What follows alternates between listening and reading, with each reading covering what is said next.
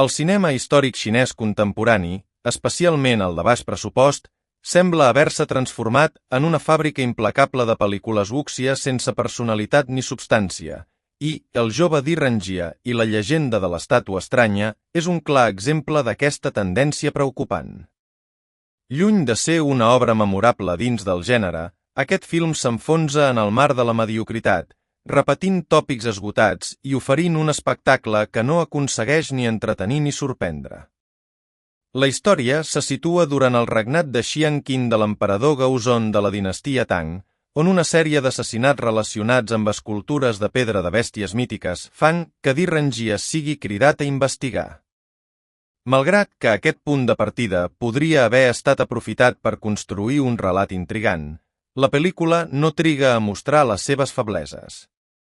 A diferència d'altres obres centrades en el personatge, com El misteri de la flama fantasma, 2010, o El poder del drac marí, 2013, aquí el factor d'enginy i sorpresa desapareix completament. El misteri no és tal, ja que la pel·lícula ens mostra de forma immediata com es cometen els crims, eliminant qualsevol mena de suspens o interès en la investigació. A més, no hi ha cap element sobrenatural que pugui compensar aquesta falta de sorpresa. Tot plegat resulta en una trama insípida i previsible, que no té cap mena d'emoció ni originalitat. El guió de El jove d'Irangia i la llegenda de l'estàtua estranya és possiblement un dels seus punts més fables. Els diàlegs ronden el patetisme, amb frases artificials i forçades.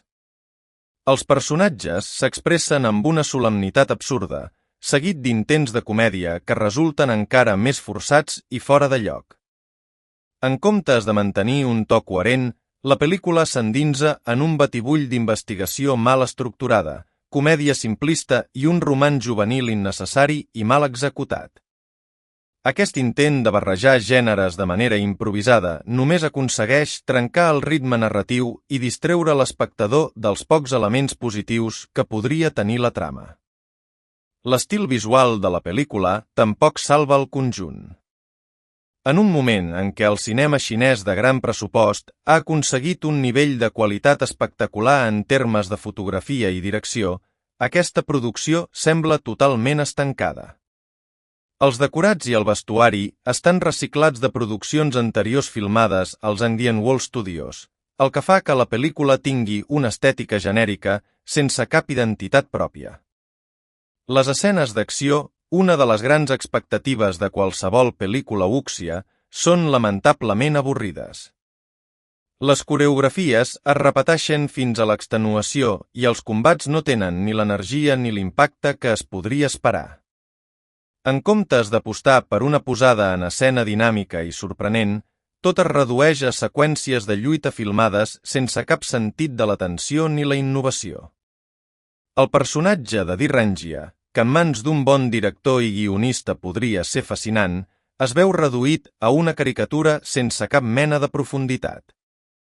L'actor principal, lluny de transmetre la intel·ligència i el magnetisme que caracteritza altres versions del personatge, ofereix una interpretació plana i sense emocions.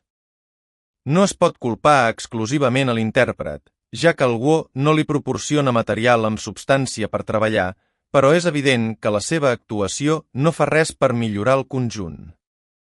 El jove d'Irangia i la llegenda de l'estàtua estranya és un film que representa tot el que està malament amb la producció de pel·lícules wúxia de baix cost a la Xina. Amb un guió deficient, personatges sense carisma, una direcció monòtona i escenes d'acció repetitives, la pel·lícula no aconsegueix destacar ni com a misteri, ni com a drama, ni com a film d'acció. En un gènere ple d'obres molt més entretingudes i ben fetes, aquesta producció queda relegada a l'oblit. Si ets un fan del personatge de d'Irangia, millor revisitar clàssics com El misteri de la flama fantasma o El poder del drac marí. Si busques un bon film wúxia, tens una infinitat d'opcions molt superiors. I si simplement vols passar una bona estona, passa de llarg aquesta pel·lícula.